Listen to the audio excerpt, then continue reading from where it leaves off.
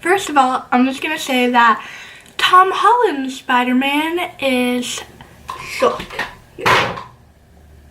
Ignore that. He's out of here. Yeah.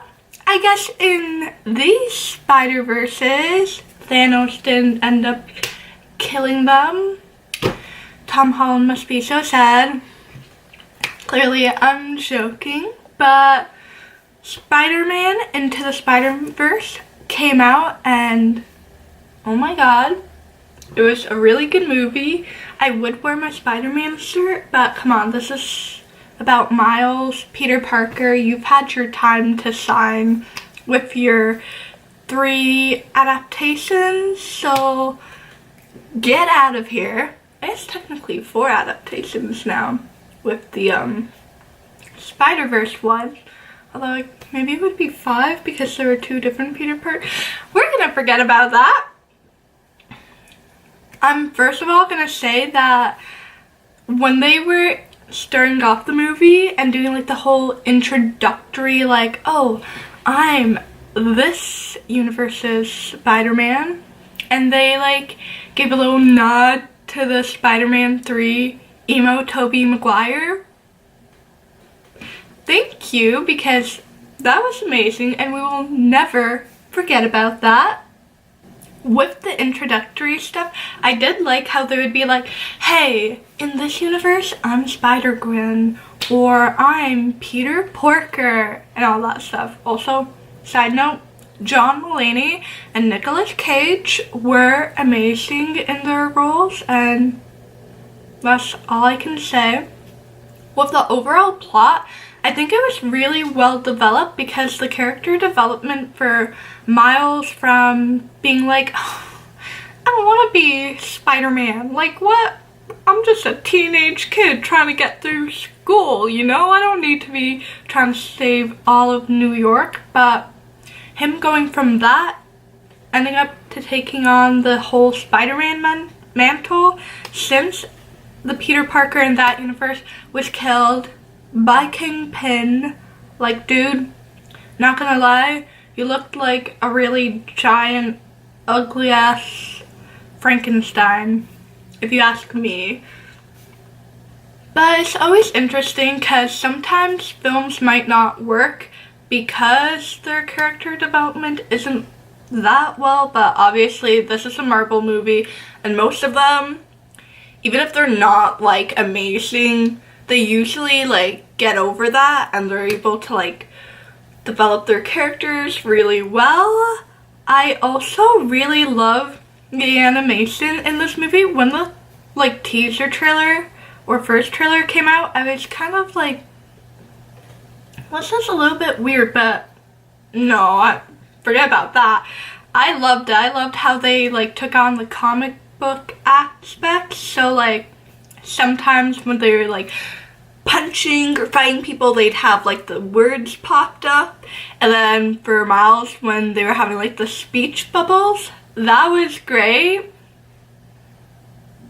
I love that. Speaking about the animation, I really love how the animation for Penny, since she was like an anime character, it was different than like all the other characters. That's like a really smart thing to do because they obviously followed the typical anime style, which I really like. But yeah, speaking about the other Spider-Mans and women, okay, forget about grammar. They were all like really interesting, like the Noir, and then the Penny, and the Peter Porker. Yeah, Homer Simpson must be really, really proud. And obviously, Spider-Gwen. I don't know how you infiltrated that lab, but you are Spider-Gwen, so obviously you probably know how to do that.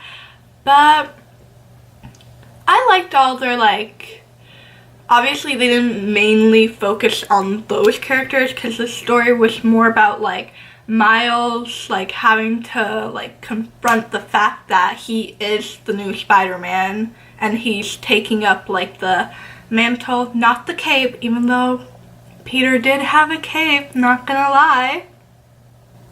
but they still took their time to also like not necessarily give them that much character development.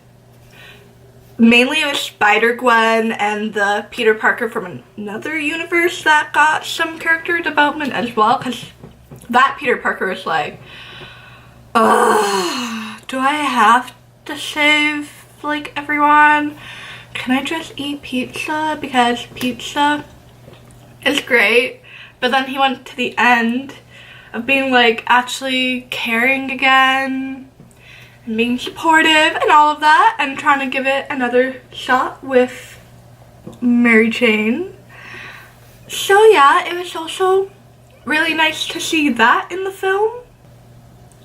And is it just me, or is it like a low-key or rite of passage for their uncles to have to get killed in order for them to be like, this is my origin story, this is what's gonna spark, you know, me becoming the superhero I need to be. It was sad with the whole Aaron thing, but a part of me was kind of like, you know what? I bet he is that bad guy. I honestly don't remember the name, but that whole scene when Miles' dad came by his dorm room and was like, I know you're there. I know you probably don't want to talk to me, but, you know, I care about you. I see that spark in you, and I just want you to, you know, like, work hard and achieve everything that you can. That was sad, you know? That was very heartwarming for someone who is very cold-hearted. But on a serious note, it was really nice to see, like, the emotional depth in that as well. This review is definitely all over the place, because the last time I've done one was for The Last Jedi, but I do have to say two things that aren't that relevant. It's just like catch it or you'll miss it moments. First of all, I love Seth Rogen, and when they were showing New York City Times Square, they had a billboard of Seth Rogen, and the Canadian in me is just like, yes. Also, at the end, when all the alternate Spider-Mans, I can't say that, Spider-Men, I guess Spider-Man, were leaving Miles' dimension, Peter Parker was like, and that's all, folks.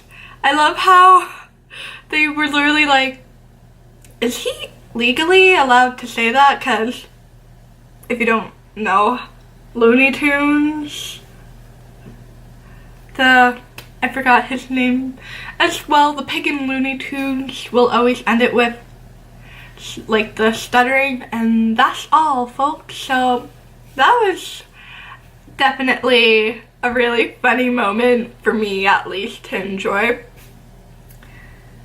And the Stan Lee cameo, I honestly was about to cry because it was just so emotional.